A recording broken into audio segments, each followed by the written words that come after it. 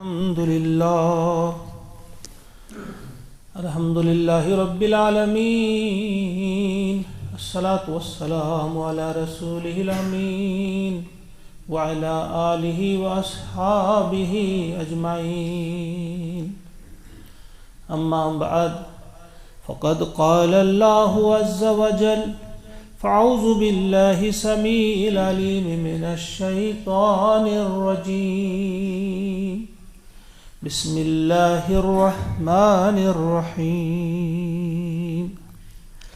إنا عرضنا الأمانة على السماوات والأرض والجبال فأبين أن يحملنها وأشفقن منها وحملها الإنسان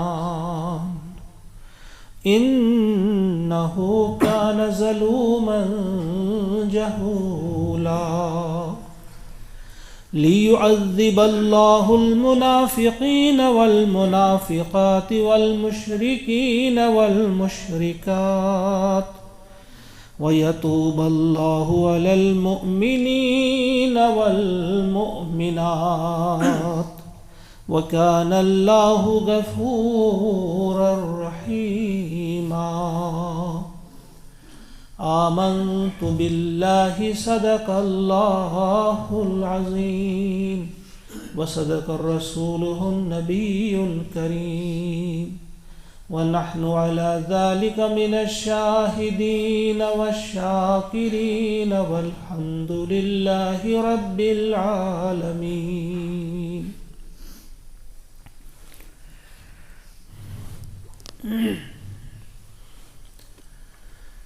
فاش گویم آنچ در دل مضمر است این کتاب نیست چیز دیگر است مثل حق پنہا و ہم پیداست او زندہ و پائندہ و گویاست او.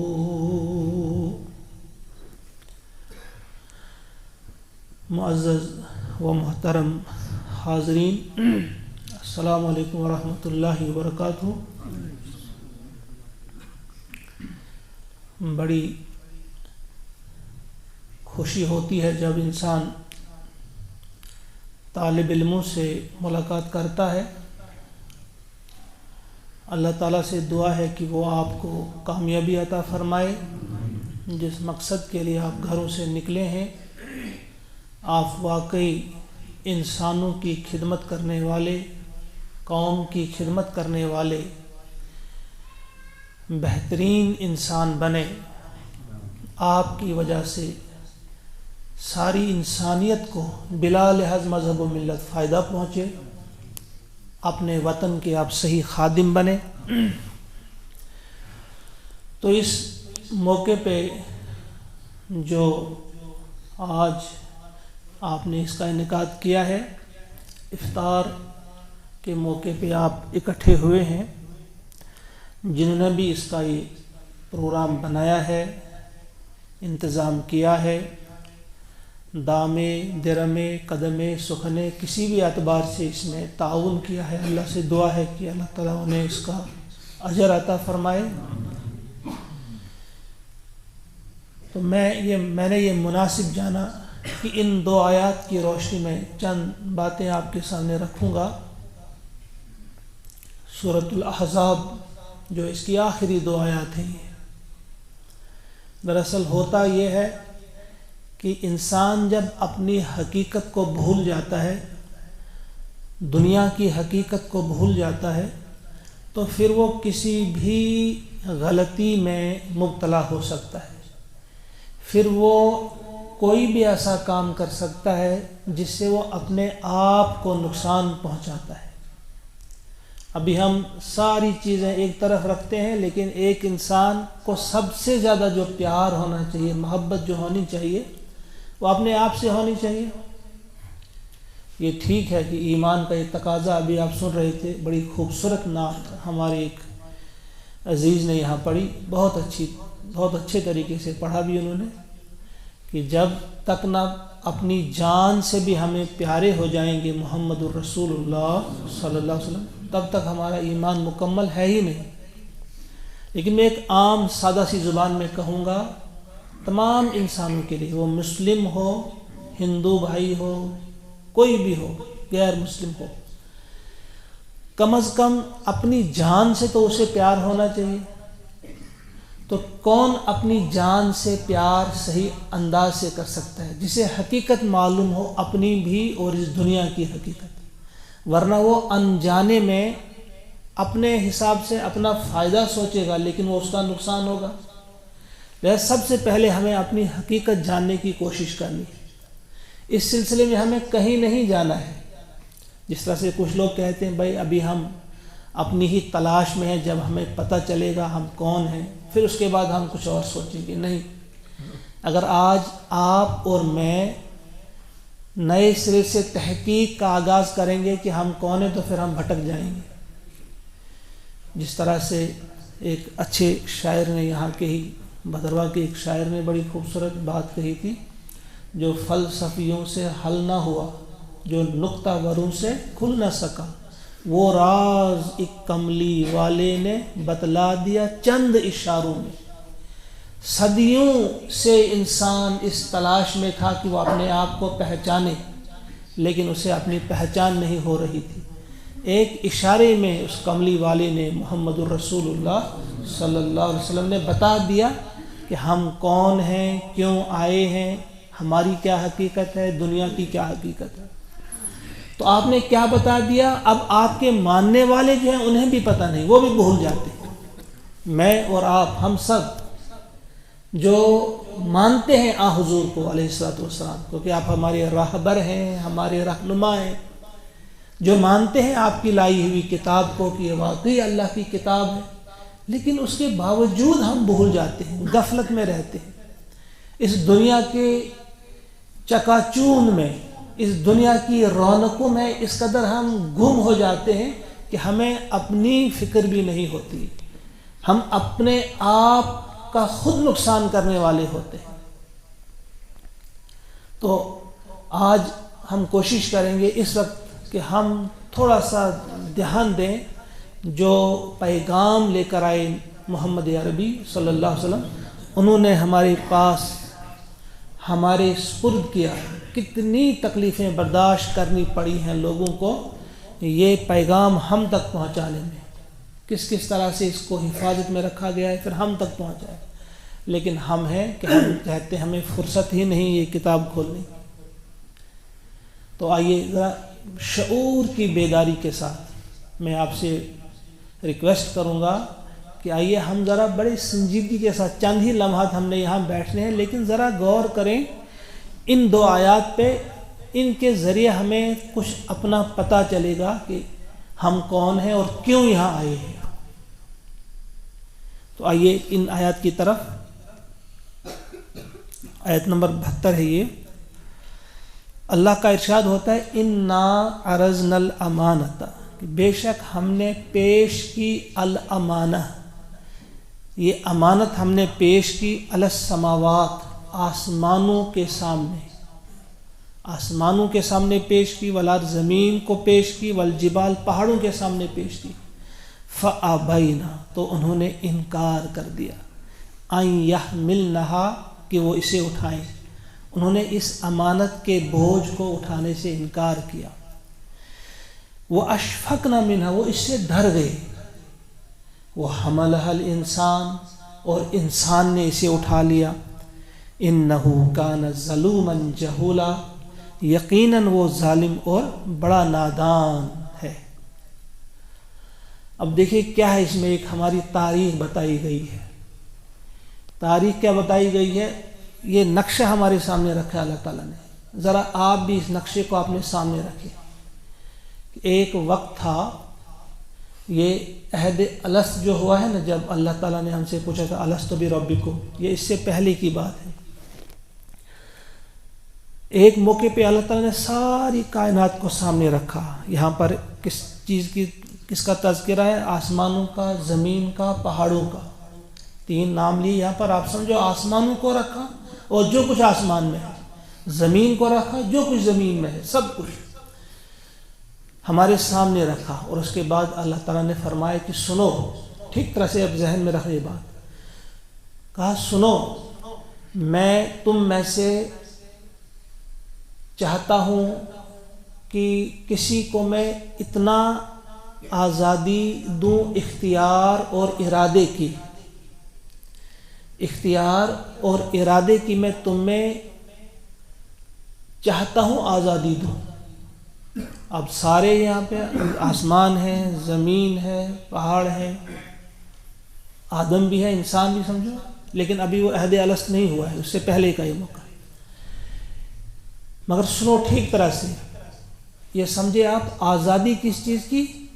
اختیار کی آزادی، ارادے کی آزادی۔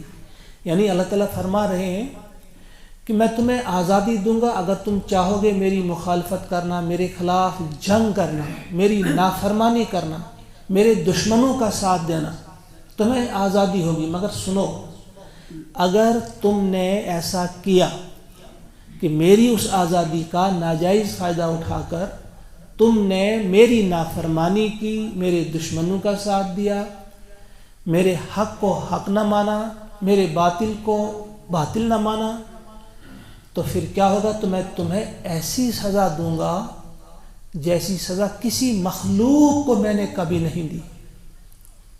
لیکن ساتھ ہی اگر تم نے اس آزادی کا غلط فائدہ نہیں اٹھایا، بلکہ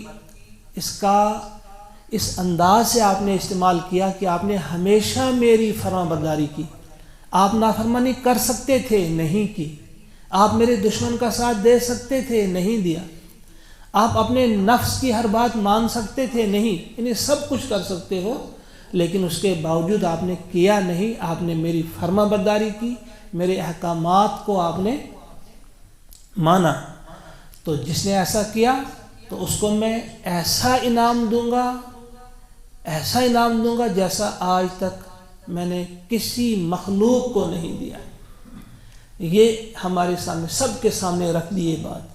اب بتاؤ ذرا کون ہے جو اس آزادی کو چاہتا ہے، اس قسم کی آزادی چاہتا ہے کہ ہاں ہمیں دو، ہمیں اختیار کی آزادی ہو، ارادے کی آزادی ہو، جو ہم چاہیں کر سکیں، بتاؤ کون ہے؟ تو جب یہ بات سنی تو یہ آسمان، اتنے بلند آسمان، یہ انہوں نے بھی گھٹنے ٹیک دیے، کہا ہمیں معاف کر دو۔ یہ زمین، یہ پہاڑ جن پر یہ اتنا بوجھ اٹھاتے ہیں جنگلوں کا، بڑے طاقتور ہیں، اتنے بڑے، یہ سارے جتنے انہوں نے ہاتھ باندھے، ان نے کہا کہ نہیں، ہمیں معاف کر دو، ہم سے یہ نہیں ہو سکتا۔ بس وہاں تھا یہ انسان، 5 یا 6 فٹ کا انسان، اس انسان نے کہا کہ میں اٹھا لوں گا۔ اس انسان نے کیا کہا؟ میں اٹھا لوں گا۔ کہا ٹھیک ہے۔ اس کے بارے میں بتایا بھی کہ یہ ہے انہو کان ظلوما جہولا، ظالم اور جاہل ہے۔ یہ ظلوم کس کو کہتے ہیں؟ یعنی جو حق اور عدل کو جانتا ہو اس کے بعد وہ ظلم کرے، جاننے کے بعد، حق اور عدل کو جاننے کے بعد۔ اور جہول کسے کہتے ہیں؟ جو علم اور حلم سے واقف ہو، علم سے بھی حلم سے بھی، اس کا علم اسے ہو، اس کے بعد وہ نادان بنے، اسے کہتے ہیں جہول۔ یہ انسان جو تھا یہ ظلوم اور جہول ہے، اس نے اس بوجھ کو اٹھایا۔ وَحَمَلَهَا الْإِنسَانُ، نے کہا اتنا بڑا انعام ملے گا، لہذا میں یہ رسک لیتا ہوں۔ اب یہ ذہن میں آپ کے رہے کہ وہ واقعہ تھا اور ہم سب نے اس کو، میں نے بھی، آپ نے بھی، ہم سب نے کہا ہم اٹھا لیں گے۔ اب یہ ہم نے اٹھایا ہے۔ جب یہ بوجھ اب ہم نے اٹھایا ہے، اللہ نے پھر ہم کو بھیجا اس دنیا میں، اور پھر کہا کہ اب تم نے کیا کرنا ہے۔ ایسے نہیں چھوڑا بھٹکنے کے لیے اندھیرے میں، نہیں، جب بھیجا تو ہمارے ساتھ ایک گائیڈ بک دی اور ایک گائیڈ بھی دیا، یہ کتاب بھی دی اور ایک راہبر محمد الرسول اللہ صلی اللہ علیہ وسلم، انہوں نے ہمیں بتا دیا آپ نے کیا کرنا ہے۔ اب دیکھیے جب ہم آ گئے اس دنیا میں، ہمارے سامنے اب یہ کتاب ہے، اللہ کی کتاب ہے، یہ 6000 سے زائد آیات اس میں ہے، پیارے نبی علیہ الصلوۃ والسلام کی سنت ہمارے سامنے ہے، آپ کا آپ کی ایک ایک جو حرکت ہے، ایکشن جو آپ نے کیا ہے، جو بھی کام کیا ہے، خوبصورت کام، اسوہ حسنہ، ایکسلنٹ ایگزامپل جس کو کہا جاتا ہے، وہ ہمارے سامنے ہے۔ اب اس کے مطابق ہم نے اپنی زندگی اس دنیا میں گزارنی ہے تاکہ ہم کامیاب ہو جائیں اور وہ یاد کریں، اس بھیانک انجام سے بچیں، اللہ کی ناراضگی سے بچنا ہو، اللہ کے عذاب سے بچنا ہو۔ تو پھر کیا کرنا ہوگا؟ اس ہدایت کے مطابق، یہ جو دوسری آیت میں فرمایا ساتھی کہ یہ کیوں کیا میں نے، فی الحال اب جس نے مانا تو سنو، اب تم نے خود اختیار کیا ہے، اب یاد رکھو جو اس میں کوئی کوتاہی کرے گا اس کے لیے کیا ہوگا، اور جو نہیں کرے گا اس کے لیے کیا فرمایا، لیعذب اللہ، تاکہ اللہ تعالی عذاب دے، تکلیف دے، کس کو؟ المنافقین والمنافقات، منافق مردوں اور منافق عورتوں کو، والمشرکین والمشرکات، مشرک مردوں اور مشرک عورتوں کو، یعنی جو مانیں گے لیکن اس کے بعد کریں گے نہیں، صرف مانیں گے، کریں گے وہی جو چاہیں گے، یعنی منافق، یا زبان سے کیا کہہ رہے ہوں گے اور عمل سے کیا کہہ رہے ہوں گے، ان کو بھی سزا دوں گا، اور جو صاف انکار کریں گے یا صاف شرک کریں گے ان کو بھی سزا دوں گا، چاہے وہ مرد ہوں یا عورت ہوں۔ اس کے برعکس وَيَتُوبَ اللَّهُ، اور میں توبہ کروں گا قبول، یعنی اللہ توبہ قبول کرے گا، توجہ فرمائے گا کن کی؟ المؤمنین والمؤمنات، ماننے والوں کو، مومنین کو اور مومنات کی توبہ قبول کرے گا، یعنی وہ میری فرمان برداری کریں گے، ان سے بھی غلطیاں ہوں گی لیکن وہ غلطیاں کرنے کے ساتھ ہی توبہ کرنے والے ہوں گے، میں ان کی توبہ بھی قبول کرتا رہوں گا، غلطیاں ہوتی جائیں گی ان سے، توبہ کرتے رہیں گے وہ، میں انہیں معاف کرتا رہوں گا۔ وَكَانَ اللَّهُ غَفُورًا رَحِيمًا، اور ہے ہی اللہ تعالیٰ بہت بہت بخشنے والا، بہت بہت رحم کرنے والا۔ اب دیکھیں یہ یاد دہانی اور یہ تذکیر اس قرآن کے ذریعے ہو سکتی ہے۔ کتنے ہیں ہم میں، اگر میں پوچھوں گا کتنے ہم میں ہیں کہ جو روزانہ تلاوت کرتے ہیں، جو اس کتاب کو کھولتے ہیں؟ یقیناً ایک بہت ہی کم تعداد ہم میں نکلے گی جنہیں محبت ہوگی اس کتاب سے، جو اسے بار بار کھولتے ہوں گے، جو اسے پڑھتے ہوں گے۔ اب اگر ہوگی بھی تھوڑی سی تعداد پڑھنے والی، پھر ان میں سے ہم پوچھیں گے کتنے ہیں جو اس کو سمجھ کر پڑھتے ہیں، پھر تعداد انتہائی کم ہو جائے گی، بس مٹھی بھر کچھ لوگ ہوں گے جو اسے سمجھ کر پڑھتے ہوں گے۔ یہ جو بہت بڑا ظلم ہے اس کتاب کے ساتھ۔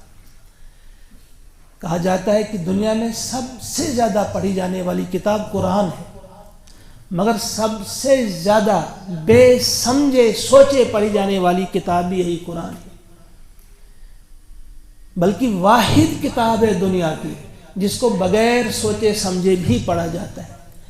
کوئی کتاب نہیں ایسی جس کو ہم بغیر سوچے پڑھتے ہیں، حتیٰ کہ دوسری یا تیسری جماعت میں جو کتابیں ہم پڑھتے ہیں ان کو بھی ہم سوچ کر ہی، سمجھ کر ہی پڑھتے ہیں۔ تو یہ اتنی عظیم کتاب، اس کو ہم بغیر سوچے سمجھے پڑھتے ہیں، ہمیں معلوم ہی نہیں ہوتا کہ ہم کیا پڑھ رہے ہیں۔ یہ کتنا بڑا گناہ ہے۔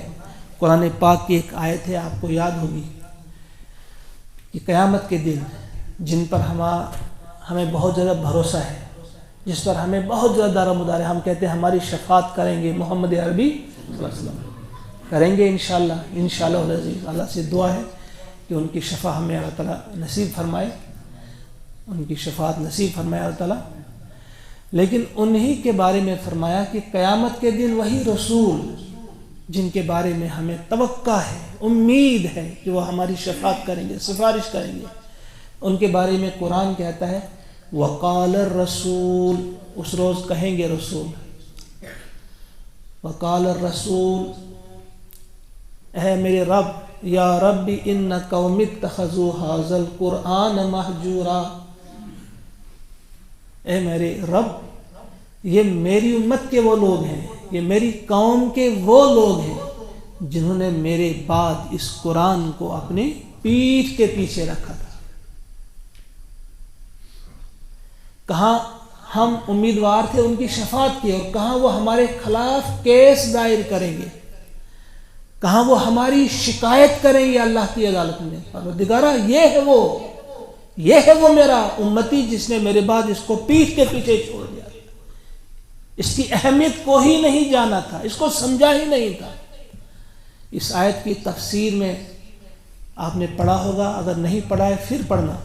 حضرت مولانا اشرف علی تھانوی رحمۃ اللہ علیہ لکھتے ہیں اس آیت کی تفسیر میں، وہ لکھتے ہیں کہ قرآن کو سمجھ کر نہ پڑھنا، قرآن کو سمجھ کر نہ پڑھنا اس کو پیٹھ کے پیچھے چھوڑنے کے مترادف ہے۔ یعنی جب آپ اس کو سمجھ کر نہیں پڑھیں گے، اس کا مطلب یہ ہے کہ آپ نے اس کو پیٹھ کے پیچھے چھوڑ دیا۔ اب دیکھیں کتنے لوگ ہم میں ایسے ہیں جنہوں نے اس کو سمجھ کر پڑھنے کا ارادہ کیا ہے، پختہ ارادہ کیا ہے، کوشش کی ہے۔ یہ ہم نے خود دیکھنا ہے۔ ایسی غفلت کیوں ہوتی ہے؟ جو اب میں نے ابھی کہا، یہ غفلت اسی لیے ہوتی ہے جب ہم بھول جاتے ہیں کہ ہم کون ہیں، کیوں آئے ہیں۔ یہ ہم کو اگر ارادے کی آزادی دی ہے اللہ نے تو کیوں دی ہے؟ اگر اس کا غلط ہم ناجائز فائدہ اٹھائیں گے تو کیا ملے گا؟ ہم آج بدقسمتی سے سمجھتے ہیں نا کہ صرف اتنا سمجھتے ہیں گناہ، جھوٹ بولیں گے یہ گناہ ہے، بدکاری گناہ ہے، زنا گناہ ہے، شراب پینا گناہ ہے، یہ گناہ ہے، اس میں شک نہیں۔ لیکن اس گناہ کو ہم بھول ہی گئے ہیں کہ قرآن کو نہ سمجھ کر پڑھنا کتنا بڑا گناہ ہے۔ یہ اتنا بڑا گناہ ہے کہ اللہ تعالیٰ کی عدالت میں رسول صلی اللہ علیہ وسلم شکایت کریں گے۔ کتنا بڑا گناہ ہے، کتنی بڑی غلطی ہے، کتنی بڑی غفلت ہے۔ لہذا یہ آج اسی جگہ پہ آپ تہیہ کر لیں گے، پختہ ارادہ کر لیں گے کہ ہم قرآن پاک پڑھیں گے انشاءاللہ، اور قرآن پاک سمجھ کر پڑھیں گے۔ اگر کم بھی ہم سے پڑھا جائے، کم ہی پڑھیں گے، آہستہ آہستہ پڑھیں گے، لیکن پڑھیں گے سمجھ کر۔ یہ ہمیں، اب کچھ لوگ ہیں جو پڑھتے ہیں اس کو، مگر کیوں پڑھتے ہیں؟ وہ سمجھتے ہیں کہ یہ کتاب جو ہے یہ اس سے بھوت پریت بھاگتے ہیں، جنوں کا علاج ہوتا ہے، بس اسی لیے پڑھتے ہیں۔ اس میں شک نہیں، ہم اس بات کو بھی مانتے ہیں کہ اس میں بہت بڑی طاقت ہے، بڑی طاقت اس میں یہ بھی ہے، اس کے قریب شیطان نہیں آتا، شیطان جن نہیں آ پائے گا۔ مجھے یاد آتا ہے ایک تاریخی واقعہ ہے، آپ دیکھتے ہیں جو آپ کے قریب جزیرہ ہے نا، جزیرہ مالدیو، وہاں اسلام کیسے آیا، میں آپ کو خصوصاً یہ بتانا چاہتا ہوں کہ ہم نے اس کتاب کی عظمت ایک ہی انداز سے نہیں، آپ نے اس کی کتاب کی عظمت کو، یہ دو چیزیں ہیں، ایک ہے اس کی عظمت اور ایک ہے اس کی محبت، تو اس پہ بعد میں بات کریں گے۔ آپ یہ ذہن میں رکھیے کہ جزیرہ مالدیپ میں اسلام کیسے آیا۔ کہا جاتا ہے، آپ نے پڑھا ہوگا لیکن صرف یاد دہانی کروں گا، آپ پڑھے لکھے ہیں، یاد دہانی کے لیے، کہ وہاں سیلاب آتا تھا ہر سال، بڑا نقصان کرتا تھا۔ کہتے ہیں ایک بار کوئی بہت بڑا پنڈت تھا وہاں، اس نے کہا کہ دیکھو میں آپ کو اس کا علاج بتاتا ہوں، پھر طغیانی نہیں آئے گی، کوئی سیلاب نہیں آئے گا۔ پوچھا کیا؟ کہا کہ آپ کو ایک بیٹی کی قربانی دینی ہوگی، بلی۔ تو اب کیا کرتے تھے وہ، ہر سال ایک شخص اپنی بیٹی دیتا، دوسرے سال دوسرے کی باری ہوتی تو اس کی قربانی دیتے، وہاں قریب میں ایک مندر تھا وہاں اس کو چڑھاتے، صبح اس کی لاش وہاں سے نکلتی، اسے جلاتے۔ اب ایسا ہی کرتے تھے وہ۔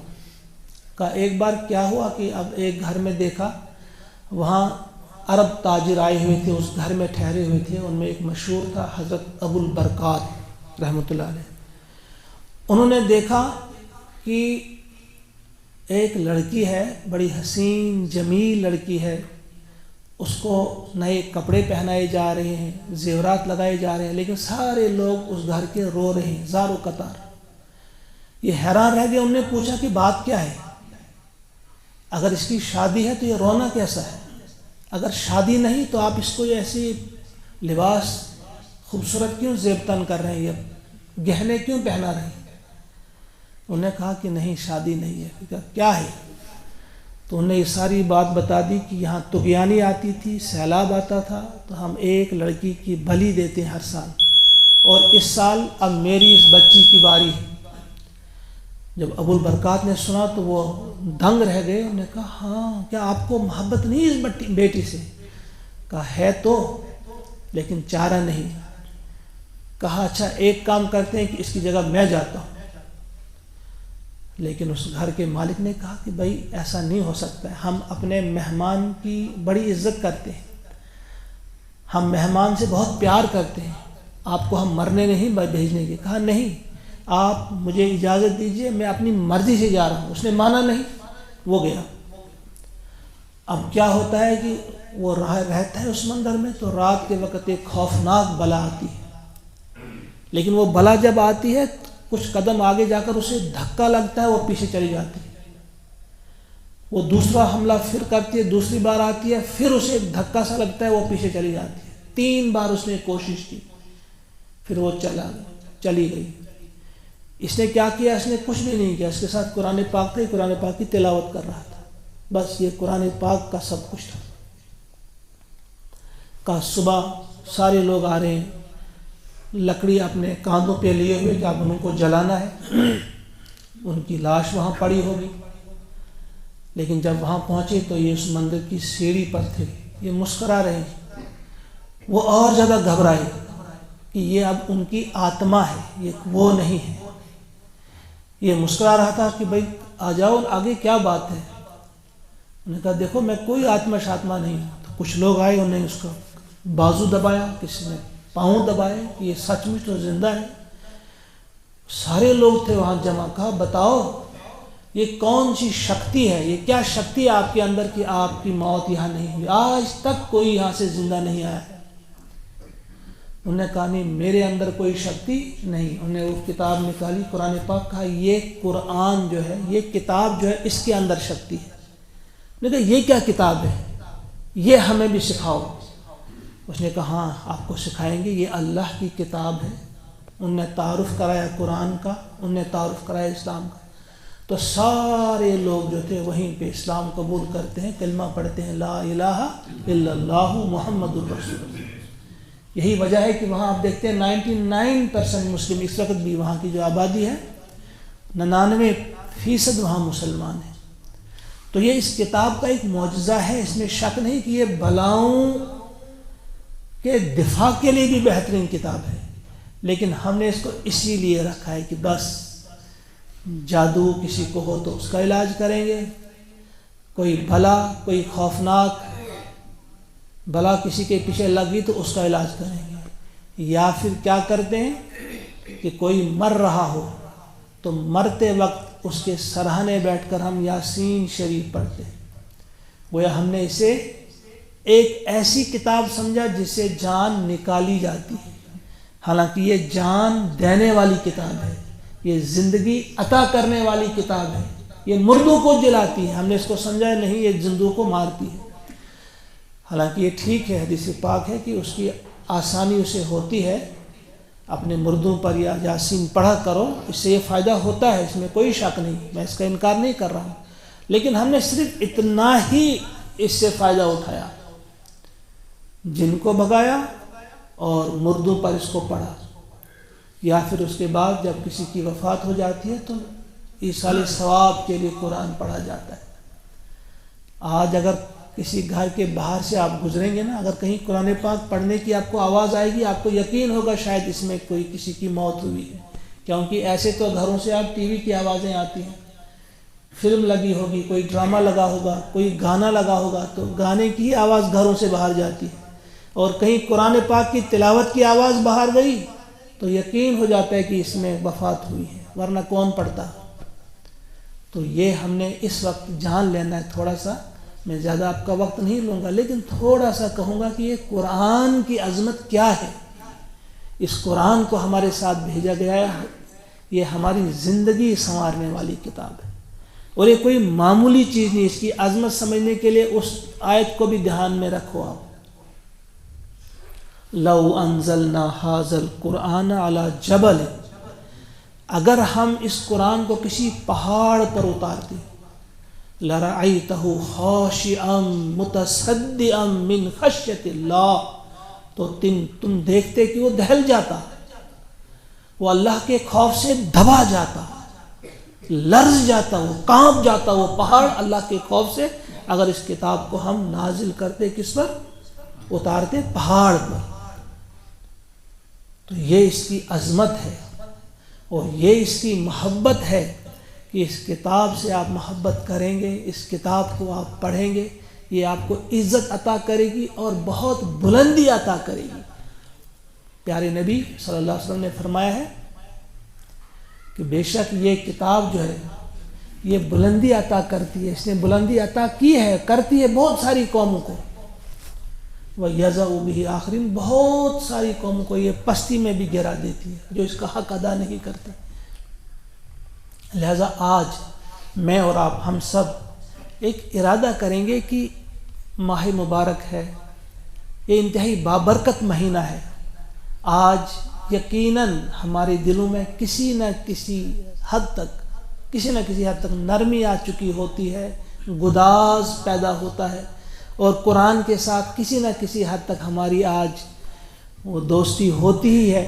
لہذا اس دوستی کو برقرار رکھنے کے لیے ایک تو دعائیں بھی کیجیے اللہ تعالیٰ سے، مانگیے اللہ سے کہ اس قرآن کی محبت ہمارے دل میں رہے، ہمیشہ رہے، اور پھر وہ توفیق بھی عطا کرے اللہ تعالیٰ کہ ہم ہمیشہ اس کتاب کے ساتھ جڑے رہیں، اس کو پڑھنے والے بنیں، اس کو سمجھنے والے بنیں، اور اس کو نہ صرف یہ کہ خود پڑھیں بلکہ اوروں تک بھی پہنچائیں۔ حضور علیہ الصلوۃ والسلام کا فرمان ہے، خیرکم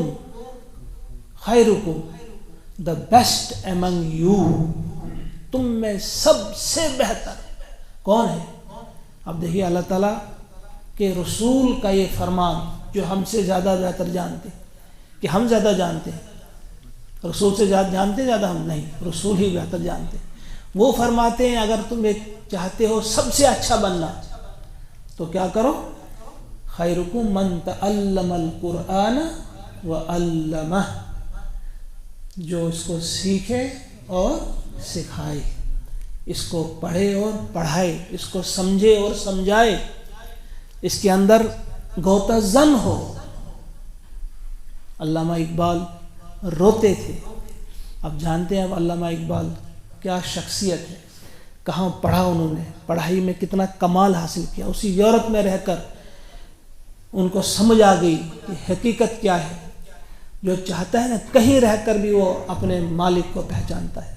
ہم کہتے ہیں نہیں یہ چونکہ فلاں ادارے میں تھا پڑھا ہوا خراب ہو گیا۔ کہیں بھی آپ رہیں، اگر آپ کا رشتہ اللہ تعالیٰ سے رہا، اگر آپ کی آنکھ کھلی رہی تو آپ صحیح راستے پہ رہتے۔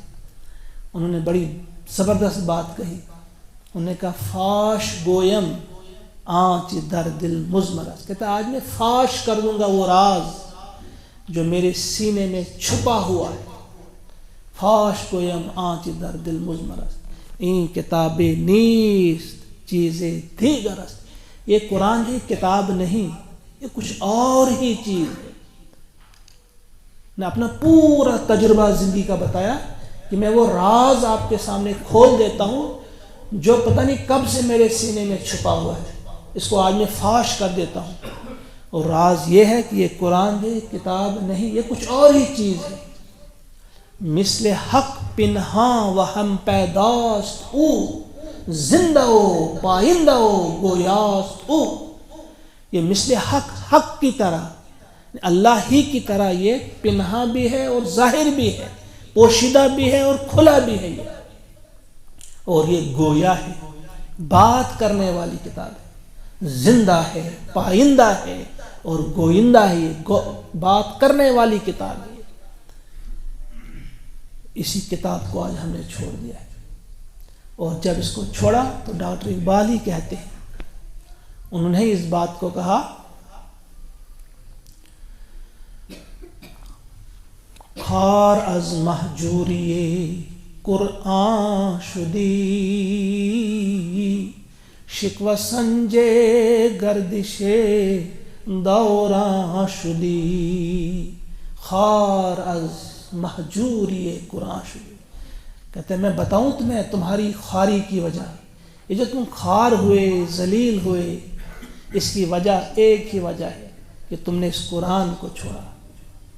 خار از مہجوری قرآن، حکیم ہے وہ، حکیم الامت، انہوں نے یہ بتا دیا نبض پہ ہاتھ رکھ کر۔ اور بالکل صحیح بات یہ ہے کہ جب سے قرآن کو چھوڑا گیا یہ خواری، یہ ذلت، یہ رسوائی ہمارا مقدر ہو گئی۔ خار از محجور یہ قرآن شدی، شکوہ سنجے گردش دورہ شدی۔ اور ہم شکوہ کرتے ہیں کس کا؟ زمانے کی گردش کا، بھئی یہ زمانہ ہے، کبھی ہمارا کبھی ان کا، کبھی یہ اسی وجہ سے ہوا۔ یہ گردش زمانہ کا شکوہ نہیں کرنا، ہم نے اپنے آپ کی طرف دیکھنا ہے، اپنی غلطی کو نوٹ کرنا ہے، اپنی کوتاہیوں کو نوٹ کرنا ہے۔ یہ ہمارا قصور ہے، کسی اور کا قصور نہیں۔ لہذا یہ کتاب جو ہمارے پاس ہے، آج میں اپنے عزیزوں سے کہوں گا اور اپنے ان بزرگوں سے بھی جو یہاں تشریف فرما ہے کہ آج آپ ایک تحیت اس بات کا پختہ ارادہ کیجیے، مصمم ارادہ کر لیجئے کہ ہم قرآن پاک کو پڑھیں گے، جتنا بھی ہم سے ہو سکے تھوڑا تھوڑا ہی پڑھیں گے، لیکن سمجھ کر پڑھیں گے، ہمیں پتہ چلے کہ ہم کیا پڑھ رہے ہیں، ہمیں پتہ چلے کہ اللہ تبارک و تعالی ہم سے کیا فرما رہے ہیں، تاکہ اس کے مطابق ہم اپنی زندگیوں کو سنواریں، اس کے مطابق ہم اپنی زندگیوں کو سجائیں۔ اللہ تعالیٰ مجھے بھی توفیق عطا فرمائے، اللہ تعالیٰ آپ کو بھی توفیق عطا فرمائے، ہم سب کو اللہ تعالیٰ توفیق عطا فرمائے کہ ہم واقعی اس قرآن کو پڑھنے والے بنیں اور پڑھ کر اس انداز سے اس پر عمل کرنے والے بنیں کہ قاری نظر آتا ہے حقیقت میں ہے قرآن۔ مومن کی جو تصویر کھینچی ہے علامہ اقبال نے کہ وہ اصل میں خود قرآن پھر ہوتا ہے، چلتا پھرتا جیتا جاگتا قرآن۔ وہ ایسے تو پڑھتا ہے لیکن اس کا عمل ایسا اس قرآن پہ ہوتا ہے کہ وہ چلتا پھرتا قرآن ہوتا ہے۔ اللہ تعالیٰ ہم سب کو بنائے کہ ہم چلنے پھرنے والے قرآن بنے، ہر معاملے میں ہر وقت قرآن پاک ہی سے ہم رہنمائی اور رہبری حاصل کریں۔ اللہ تعالیٰ ہمارے دلوں میں قرآن کی عظمت بٹھا دے، قرآن کی محبت بٹھا دے، رسول رحمت صلی اللہ علیہ وسلم کی محبت بٹھا دے۔ ربنا تقبل منا انك انت السميع العليم وصلى الله وسلم على سيدنا ومولانا محمد وآله وأصحابه أجمعين برحمتك يا رب۔ السلام علیکم ورحمۃ اللہ۔